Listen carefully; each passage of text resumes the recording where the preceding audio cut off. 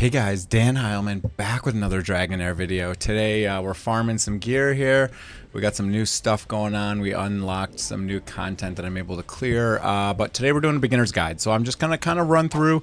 I've been playing the game for a week now. I just want to give you the tips that I've found that are very useful for me coming into this game as a new player. This is my first time playing this game, so let's talk about it. Okay, let's check the gear real quick. Ooh, skill haste, attack, crit damage, beautiful. Crit rate, attack, defense, whatever. Okay, all right. So here is the down low on the game. Very first days are actually quite important, so I just want to show my spreadsheet real quick. If you want to see any of the spreadsheet stuff, it is in the description as always, but you have days. Every single day you have content that you should be completing. They kind of like slowly roll out content. They cap it by using your adventure level. So if you click this little notebook hitting N, you will see your adventure progress right here. Some of the stuff you need to do. These commissions are extremely important. You must do your 2 commissions every single day. They give 1,500 journey experience. This journey experience is going to basically stop you from progressing. So if you do anything, log in for 10 minutes, make sure you do your 2 commissions. You have to do them every day. If you don't, you'll fall behind. Now, that's only if you're trying to be competitive. If you're just trying to hang out, play the game, you're free to play, you don't care, then you know it is what it is. But if you're trying to absolutely min-max, you're going to be spending most of the time in your journal here. So anything you have on this screen here, you're going to be working towards right here. Everything says ongoing, all the stuff completed. You're going to be working on that. You get a lot of nice rewards in here. And again, you're getting journey experience. That's what you care about the most. So, okay. That is your number one thing you're going to be doing in the game. You have main quests that show up in the very top. These are the number 1 priority. Then you'll have commissions, which show up below it. Those are the number 2 priority. There'll be another category in number 3. I think it's like journal or something. You're going to want to do those because they unlock very important quests inside the game. And then you have side quests at the end, and those are going to be your very last thing to do. So once you've done all of the first 3 categories, then you can start working on your side quests every single day.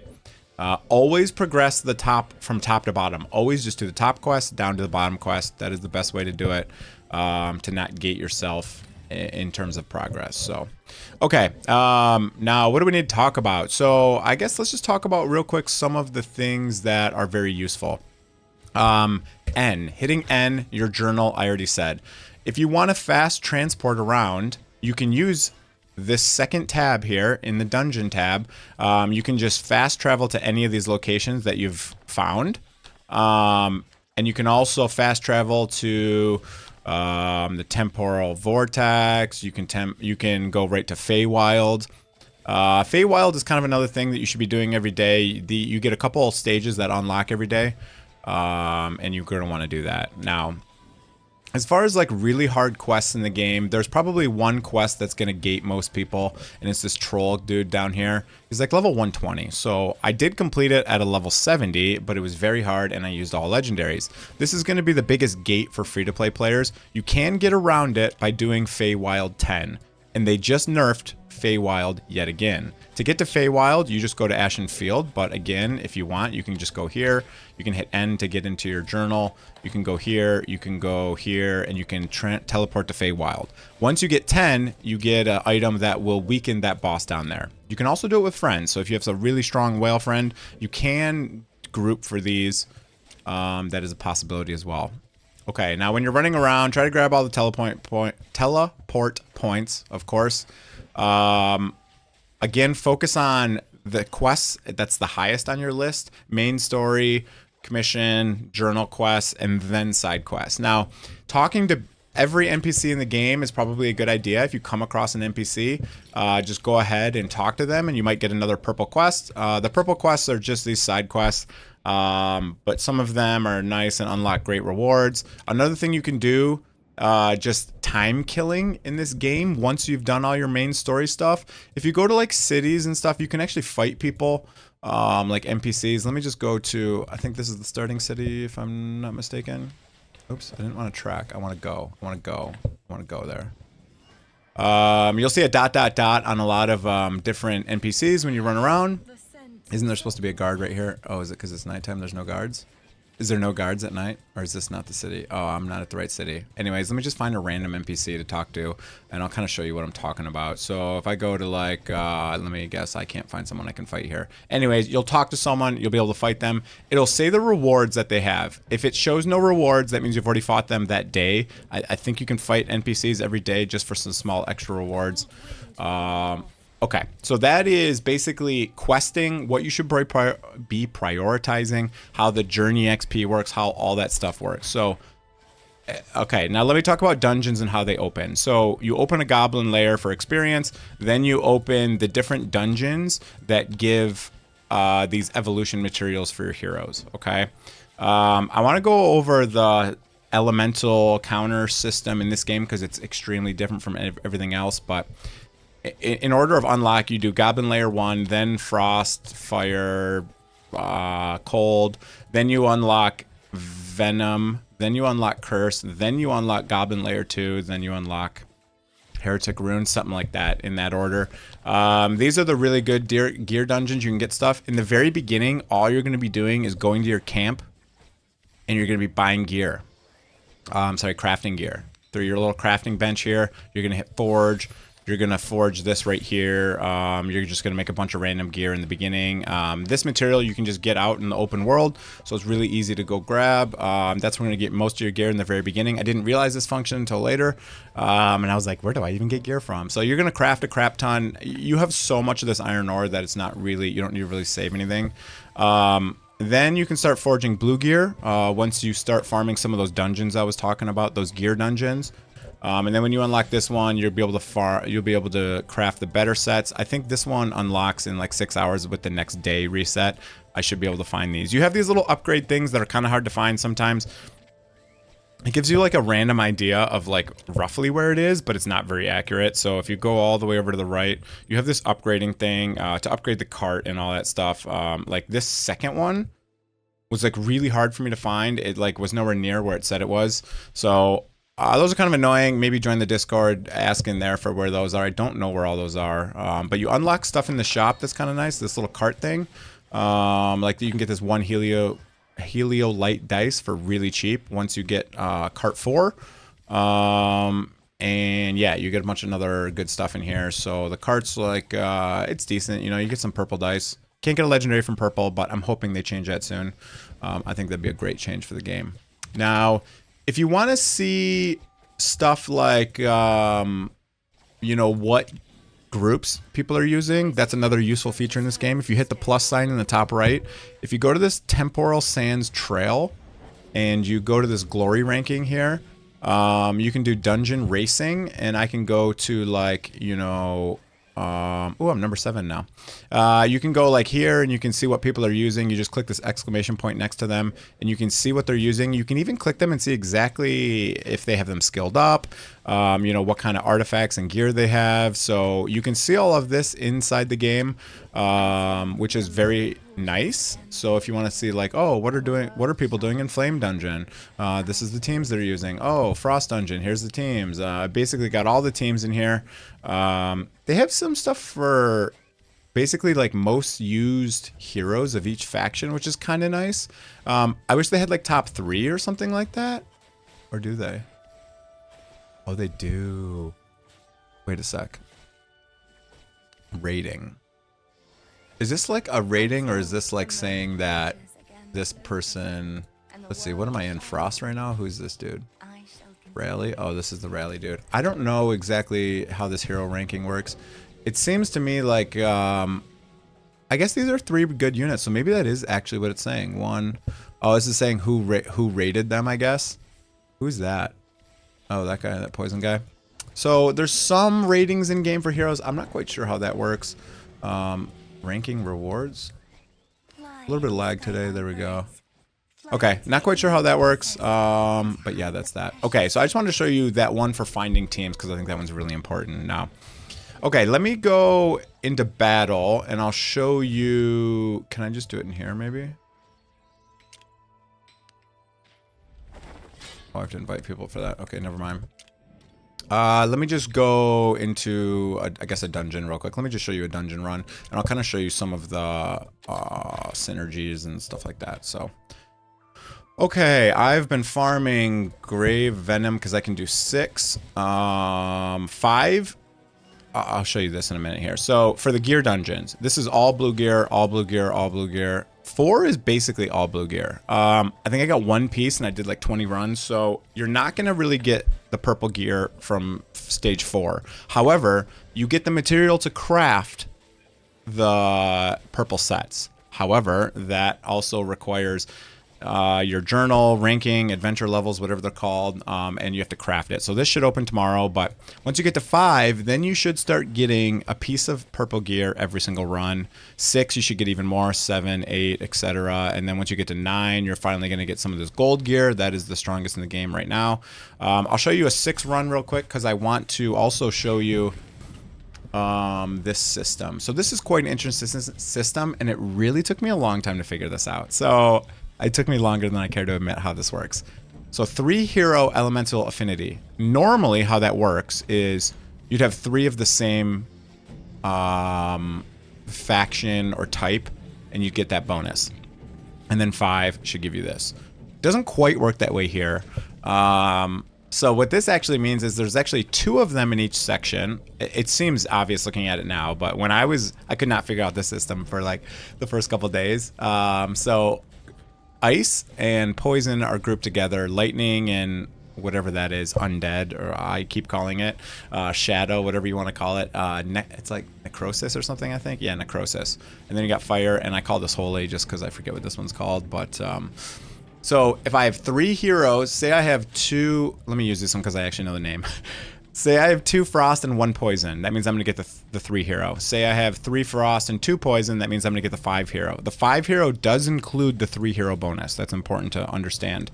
And that's how that works. Now, you do have auto battles in the game. This does require you to spend some money to get the auto battle unlock feature. If you want to heal people or give them buffs, you press this potion button in the top right or middle right here.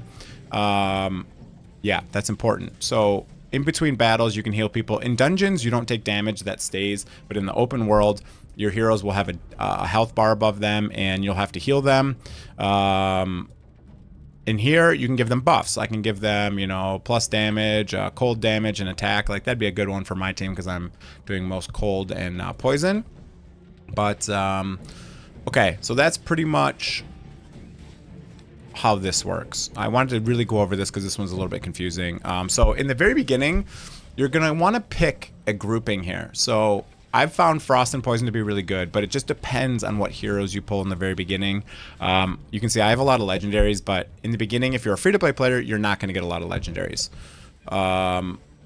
Let me talk about leveling up heroes, artifacts, gear. Let me talk about summons first, though. So summons, you don't get a lot of summons in this game. You do not get a lot of gold dice. They're expensive as well. They're about $5 each if you don't have the double purchase thing the first time. The purple ones have no chance of getting a legendary, unfortunately. I'm really hoping that they add a very, very small chance, even if it's like 0.5% or 0.1%. You need some chance to get legendaries from the purple dice because this is basically all the free-to-play players are going to be getting. Now, you have 5 rarities in this game, okay? You have legendary, what's denoted by the gold. These are really hard to get, as I said. Epics, you can get these from purple dice, so they're a little bit easier. They have a purple background. You have this red background. This is your adventurer. You can easily swap between elements just by 1 click. You can also get her/him, depending on what you pick, fully skilled up just by main quests. You get main quests that give you skill books that are only for the adventurer. So the adventurer can be a very useful tool if you're a free-to-play or low spender. If you're a whale, you may not use your main character, but you can. Again, you can switch between them, and she gets totally different abilities. So that's pretty cool.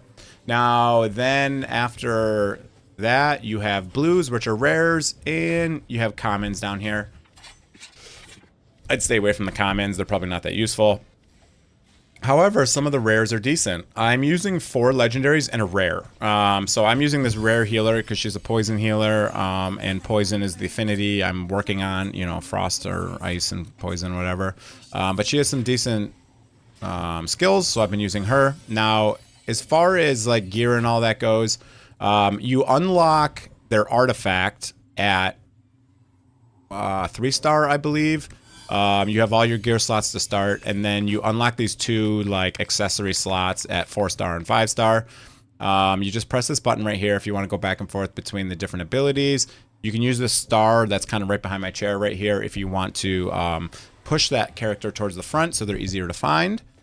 And what else do we got to know? Artifacts. I'll talk about how to get artifacts in a minute, but I want to finish gear. So gear is a little bit different in this game. Flat stats are actually better until you get to like maybe even above level 90. So in most games, flat stats are really awful, but in this game, your stats are really bad, especially if you're on like a rare hero.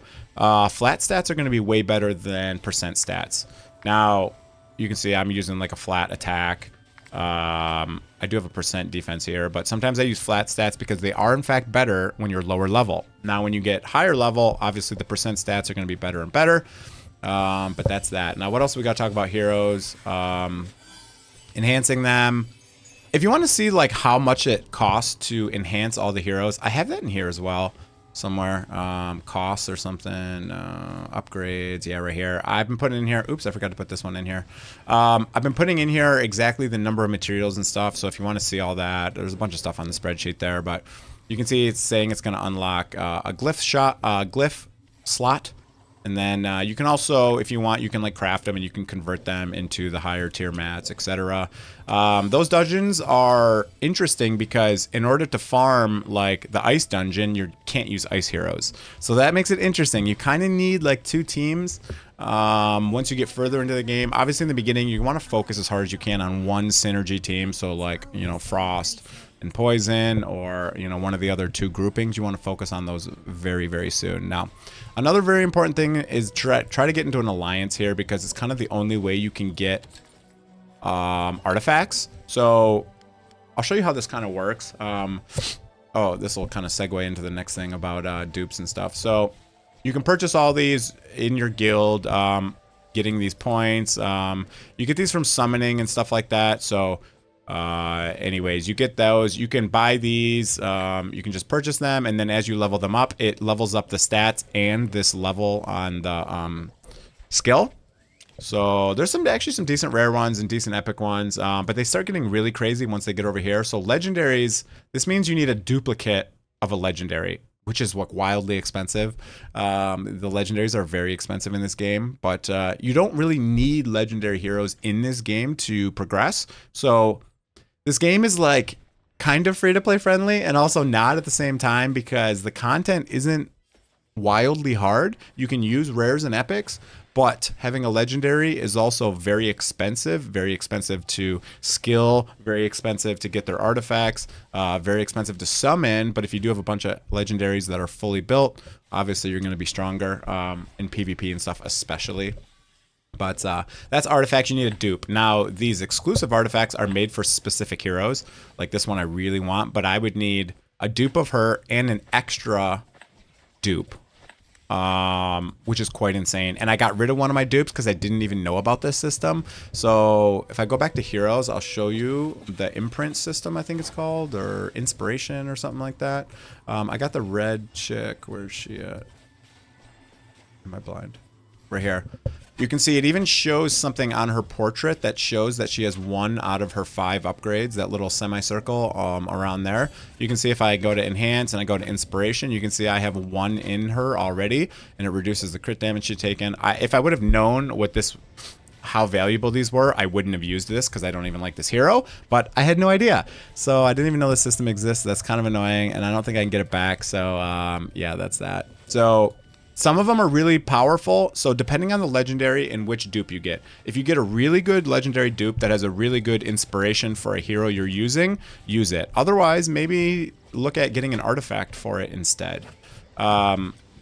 Even leveling up stuff like artifacts is kind of time gated a little bit. So again, refer to my spreadsheet if you want to see all of that information. I've have like exactly how many days you need to play to like do this and that. So that's you know, important. Again, here's a spreadsheet. So like you have to get artifact 12. You're not going to unlock that until day 3, and you need level 16 adventure level. Okay. This is just the date I started, so ignore that if you started on a different day. But if you did start on kind of global closed beta test, then these days will work for you. So, okay. That's most of the things I can think of. I don't think I'm forgetting too many things. I guess cooking is another thing. I talked about potions. You can also cook them in here. You can throw a bunch of random stuff in here and use it, and it'll like learn you the recipe. Otherwise, talking to NPCs in the game will tell you recipes. And there's also a channel in Discord if you want to find any other recipes. So that's cool.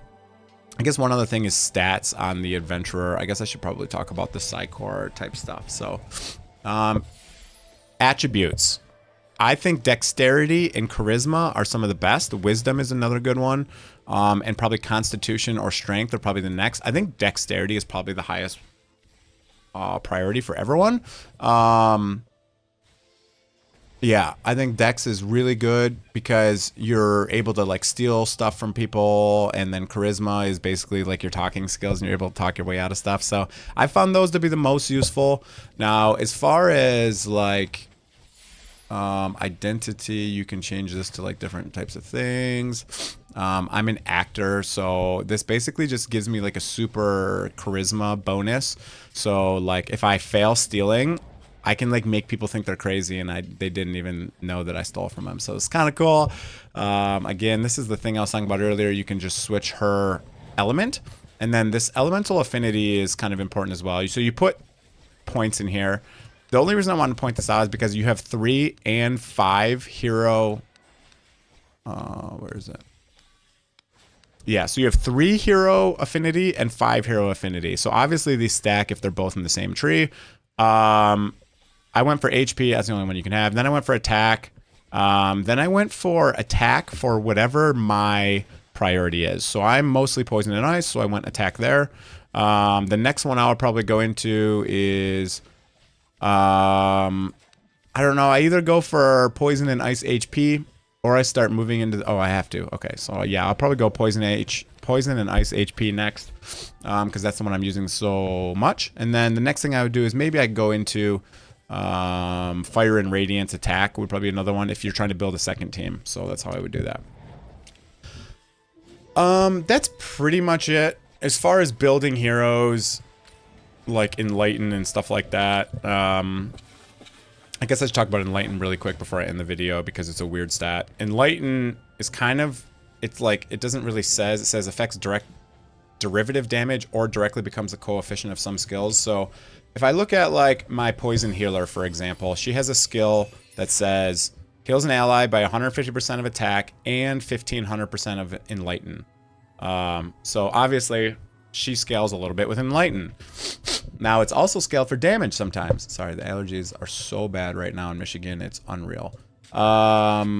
Where is the other girl that scales? This boy, girl, whatever this thing is here. Nope, not him. That's not the poisoner. That's not who I was thinking of. This girl. Okay, it is a girl. This girl right here, it says like deals poison damage and inflicts and gets Enlighten up. And then her ultimate says deals poison damage to enemies if they're under poison. Additionally, deals derived damage. Derived damage is from Enlightenment. Okay, it's important to notice that it cannot crit, but. So poisons sometimes get affected by it. Skills and healing sometimes get affected by it. I don't know how it works with damage. It's kind of confusing. I don't really know how it works for damage, but yeah. Okay, so that's pretty much everything I know about the game. Kind of a long video, but there's kind of a lot to go through because this game is quite different than some of the other games out on the market. There's not a lot of stuff that has all of this. If you want the gallery, it's right here. That's another really important feature. Store. I guess I should. Let me talk real quick about pay to win, and then I'll finish. If you want free auto battles, you are probably going to want to purchase this thing. It does also give you stamina every day. So if you're going to purchase anything, it should probably be this thing just because it gives you free stamina every day for dungeons and stuff, or maybe even both of these. Now, this store, These are all double purchases. So if you want to spend $200 on the game, you can get all of them. And that gives you basically $400 worth of value. After that, summons are really expensive, but you should be able to finish the very first 80 summon event. I didn't talk about summon events, did I? You should be able to finish the very first event. If you see upcoming events, you can see the events here.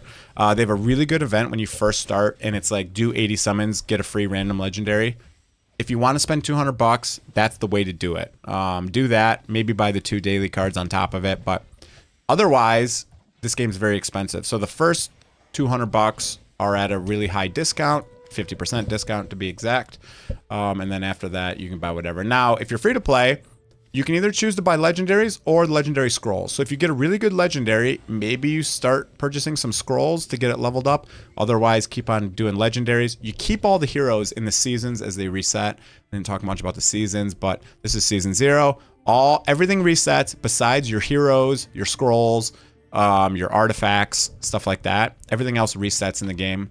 So your heroes will go back to level 1.